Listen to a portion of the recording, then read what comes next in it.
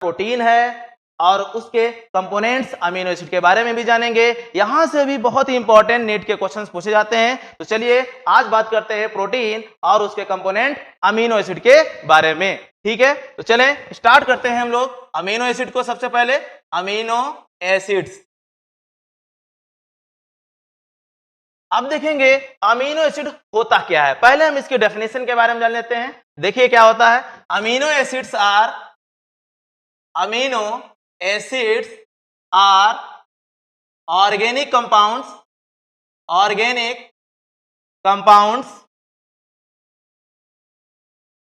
amino acids are organic compounds in which two functional group amine and carboxylic acid present at same carbon atom। मतलब amino acids ऐसे organic compounds हैं जिनमें two functional group, first amine है और second carboxylic acid group एक ही carbon पर पाए जाते हैं। ठीक है, अब देखिए ऐसे कार्बन को हम क्या कहते हैं, दिस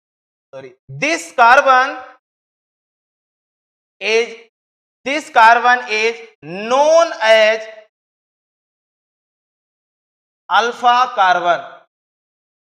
इसे अल्फा कार्बन क्यों कहते हैं, क्योंकि ये कार्बन कार्बोक्सिलिक ग्रुप के एडजेसेंट कार्बन होता है। ठीक है ना, क्या होता है, this alpha carbon is adjacent to the carboxylic group. ठीक है, अमीनो एसिड्स में दो ग्रुप बताए गए हैं, एक एमाइन ग्रुप बताया गया है और दूसरा ग्रुप बताया गया कार्बोक्सिलिक ग्रुप। तो देखिए इनमें ग्रुप का के अकॉर्डिंग इनके नेचर क्या हो जाता है या इनका नेचर कैसे चेंज होता है। तो देखते हैं हम लोग, जो एमीन ग्रुप होता है वो कैसा होता है, amine group of amino acid is basic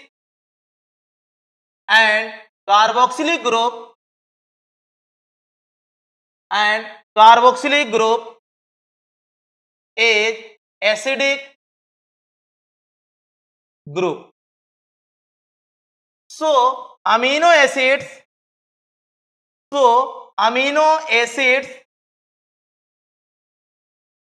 represent both characters acidic and basic simultaneously।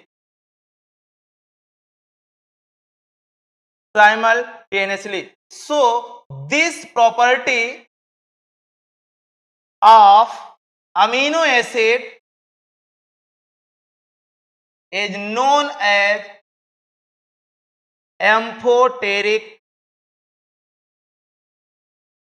nature और प्रॉपर्टी। जैसा कि मैंने यहां पर बताया है कि जो अमीनो एसिड में एमाइन ग्रुप और कार्बोक्सिलिक ग्रुप होता है, ठीक है, तो वो क्या रिप्रेजेंट करते हैं, जो एमाइन ग्रुप होता है वो हमारा बेसिक कैरेक्टर को रिप्रेजेंट करता है और जो कार्बोक्सिलिक ग्रुप होता है वो हमारा एसिडिक कैरेक्टर को या एसिडिक ग्रुप को रिप्रेजेंट करता है।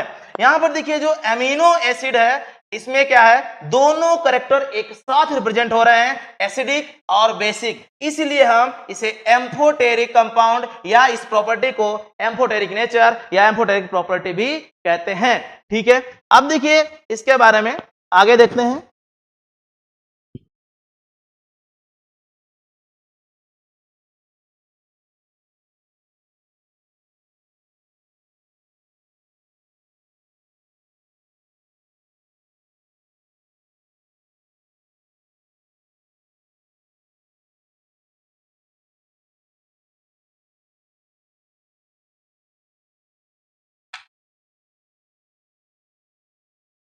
amino acids are building block units of protein. यानी जो हमारे अमीनो एसिड्स होती हैं वो प्रोटीन की मोनोमेरिक यूनिट्स होती हैं, यानी अमीनो एसिड ही कंबाइन होकर के प्रोटीन का फॉर्मेशन करती हैं। तो क्या होता है इसमें, व्हेन 2 और more than 2 amino acids, 2 or more than 2 amino acids combine with each other through peptide or amide linkage form polypeptide or oligopeptide or protein. If 2 amino acids are combined and one H2O molecule eliminates and form single peptide linkage or bond, then this prepared compound is known as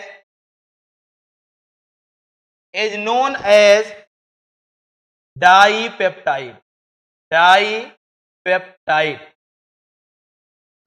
जब 2 amino acid आपस में combine होती हैं और peptide bond बनाते हैं तो 1 water molecule eliminate होता है और इसके थ्रू जो कंपाउंड बनके तैयार हुआ वो कंपाउंड हमारा है डाइपेप्टाइड। इसी तरीके से अगर 3 अमीनो एसिड कंबाइन होती हैं तो कंपाउंड बनता है ट्राइपेप्टाइड, अगर 4 अमीनो एसिड कंबाइन होती हैं तो कंपाउंड बनता टेट्रापेप्टाइड। याद रहे यहां पे जो नंबर आ रहा डाइपेप्टाइड, ट्राइपेप्टाइड, इससे कंफ्यूजन नहीं होएगा। इसका मतलब ये नहीं है कि डाइपेप्टाइड का मतलब 2 पेप्टाइड बॉन्ड, यहां मतलब है 2 अमीनो एसिड के बीच में एक सिंगल पेप्टाइड बॉन्ड। अगर बोला गया 3 ट्राइपेप्टाइड तो इसका मतलब है 3 अमीनो एसिड्स के बीच में 2 पेप्टाइड लिंकेज अवेलेबल हैं और जितने पेप्टाइड बॉन्ड बनेंगे उतने ही वाटर मॉलिक्यूल्स भी एलिमिनेट होंगे। इस बात को भी ध्यान रखेंगे, ठीक है। आइए बात करते हैं हम लोग जो हमारे अमीनो एसिड्स हैं वो कंबाइन होकर के प्रोटीन कब बनाते हैं या कितनी अमीनो एसिड कम से कम आपस में कंबाइन होगी तब हम उसे है प्रोटीन वर्ड बोलेंगे।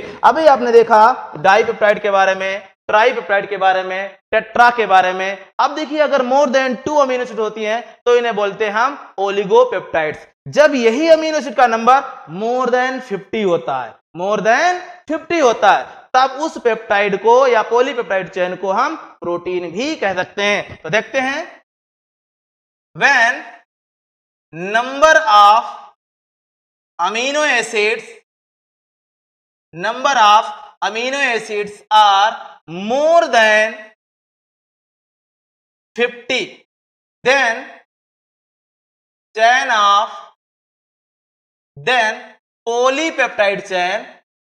polypeptide chain also called protein। तब इसी पॉलीपेप्टाइड चेन को हम प्रोटीन भी कहते हैं। और अगर लेस देन 50 अमीनो एसिड्स है कह सकते हैं if in polypeptide chain number of amino acids is less than 50, then term protein not used,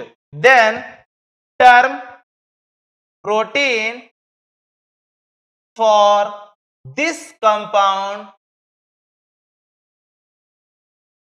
is not used for this compound called oligopeptide only। ठीक है, अब हम लोग आगे देखते हैं कि अमीनो एसिड्स कितने प्रकार के होते हैं, कौन कौन से अमीनो एसिड्स होते हैं, क्लासिफिकेशन ऑफ अमीनो एसिड्स।